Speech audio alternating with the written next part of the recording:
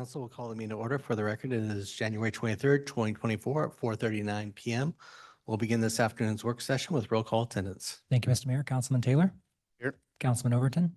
Councilwoman Little Roberts? Here. Councilman Cavanagh? Here. Councilwoman Strader? Here. Councilman Borton? Here. Mayor Simison? Here. Next item up is adoption of the agenda. Councilman Borton. There are no changes to the agenda. So I move we adopt it as published. Second. I have a motion, and a second, to adopt the agenda as published. Is there any discussion? If not, all in favor signify by saying aye. Aye. Opposed, nay.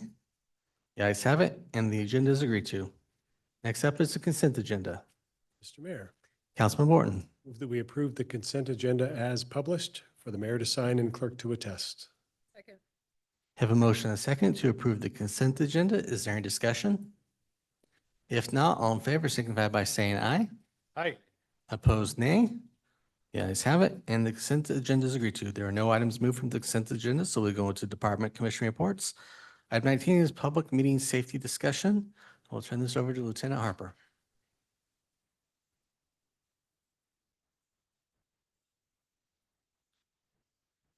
Good afternoon, Mayor, members of council. I'm just going to provide I'm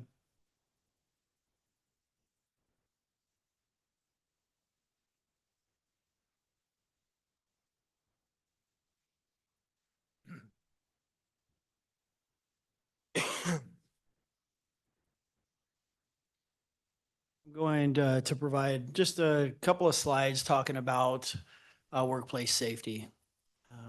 Kind of explain to you guys what we're doing here in Meridian, as well as the training that we're providing to city staff, as well as just some things to kind of think about as we live our daily lives, not only here tonight, but day to day, whether we're at the grocery store or going to the theater or church or whatever it may be. So just a couple of things we're going to go through. So planning.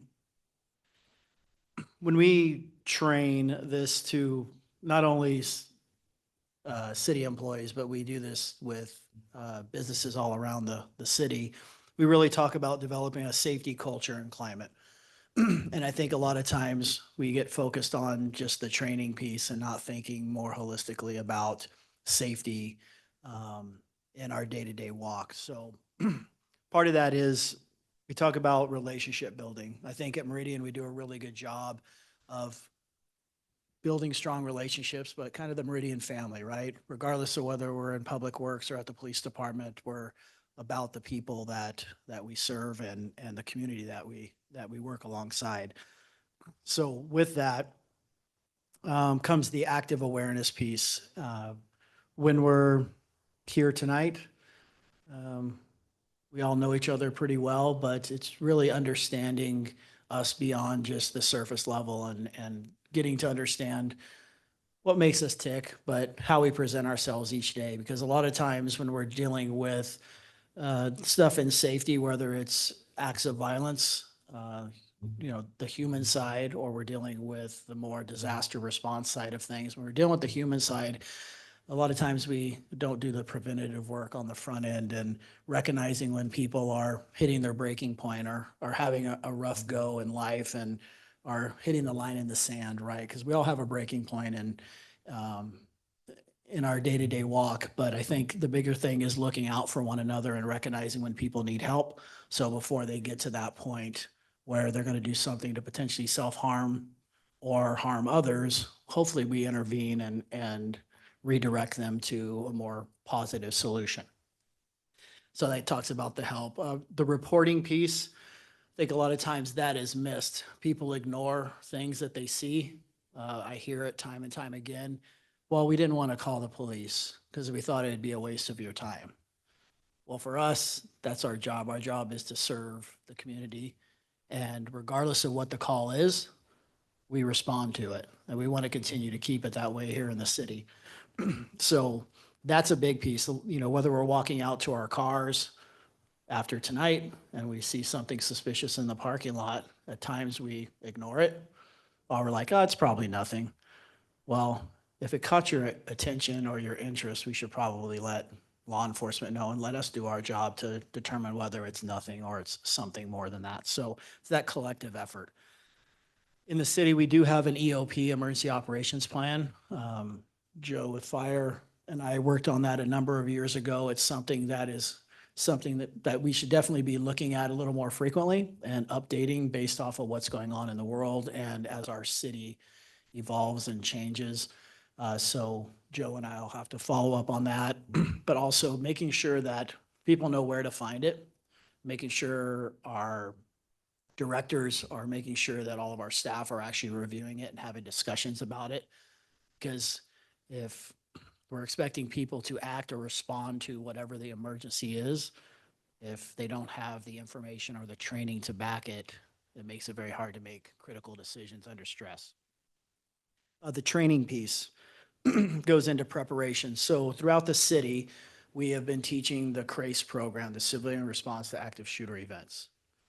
It has the word shooter in there, but it's much bigger than that. It talks about the mental, physical, emotional preparation behind dealing with any type of emergency, whether it's a natural disaster or it's actually an act of violence. This class is actually taught at a national level. It's taught in every state in America.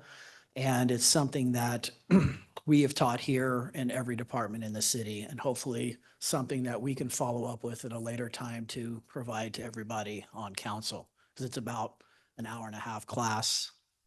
I can get it down to about 45 minutes. But really good class, but it really talks about the preparation, but the awareness, prevention, and the decision-making behind what you should do in different situations. We've gotten a lot of good feedback. We've been teaching it for probably, I'd say, 5 years or so, and trying to do refreshers every couple of years. There's a group of us in the department that teach it, that are certified to teach it, but there's a lot of people to train in the city, so it usually ends up being about every 2 years that we do a refresher or so. This three stages of disaster response is a big piece: the denial, deliberation, decisive movement. The reason I actually add this in to explain part of this training is this is a really big piece. It's the mindset piece. And as we sit here today, I will ask each one of you where you sit. Do you have denial that nothing's ever going to happen, so why worry about it? Hopefully none of us are living in that space in our minds day to day. There's the deliberation, which is we live in the kind of the yellow. And that's really where each one of us to live. The city of Meridian is a safe community. We hope to keep it that way for many generations to come, but we're not immune to acts of violence. We're not immune to bad things happening, just like it happens in any city. So it's really that living in that middle phase of being aware of our surroundings, knowing things that could happen, and being prepared to act. Decisive movement is obviously, as it says, is the action behind that preparation. So then the action piece, the planning and preparation improves your ability to act. My favorite part is having a plan, the scripting and role playing. Yes, I've been in law enforcement for several decades, but this is something that my family and I talk about is, hey, if you're at the grocery store and somebody has a medical emergency, what are you going to do? Simple as that, because some people will get a little overwhelmed and not know what to do, right? 911, CPR is needed, start administering CPR, those types of things. When we're talking about if we're at a house of worship and something happens, what is our plan? Do we know our exits? Do we have a plan for our family, myself personally, to remove myself from that situation to keep my family safe, or potentially have to act to protect my family? So what we do teach, run, hide, fight, is what's taught pretty much nationally. Department of Homeland Security came up with it many, many moons ago. Really, the words mean everything. And when I look at run, hide, fight, I can have a very good conversation about why those words don't resonate with different populations in our community. If you're potentially handicapped, some sort of disability, you're elderly, run, hide, fight can be challenging words to resonate within yourself on what you're supposed to do. CRACE supports the avoid, deny, defend, which is much more, I think you can wrap your head around a little better with what that means to you personally. In the schools, we developed Move, Secure, Defend, because obviously we're dealing with a sensitive population from K to 12. So we needed to find words that resonate with teachers and young people. So they're just words. The actions behind them are all much the same, but again, words resonate with people. At the end of it, what each one of you do, whether it's during a council meeting, the workshop, or the regular meeting, you have to do something.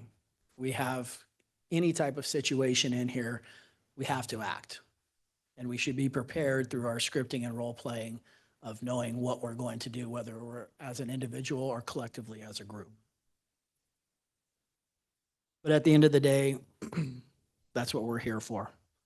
I take pride in the level of service that we provide as a department. And we've always believed that every call is important. No matter how small, how big, we're going to respond to it. I put in there, if you need us, we will respond. And that's the truth. Our response times aren't getting any better, but we're going to get there. And if we're talking about a major emergency, you're not only going to have Meridian PD, but you're going to have every other police department in the valley here, probably more than you can shake a stick at. So getting back to observations, we need each one of you night to night or in your daily lives to be part of the solution in helping us, using your eyes, using your ears. If you see something, report it and help us to get to that solution. I think in Meridian, the training that we provide to our department, obviously through your support, we do a lot of training, but we are held to a very high standard in Meridian, and we want to keep it that way. But I believe that, and I think I could prove through the actions of our officers, when they respond, you're going to get a highly trained, prepared officer who's going to be there to make decisions and hopefully resolve the situation. But at the end of the day, it goes beyond any of us in this room. It's bigger than that. It's our community as a whole. So collectively, with all of us together, I think that's really where the safety lies, not only in the workplace, but in our community. And hopefully I'll have an opportunity to share a little more in depth with you guys later.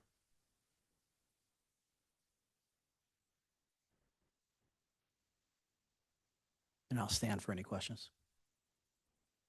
Thank you, Lieutenant. Council, any questions?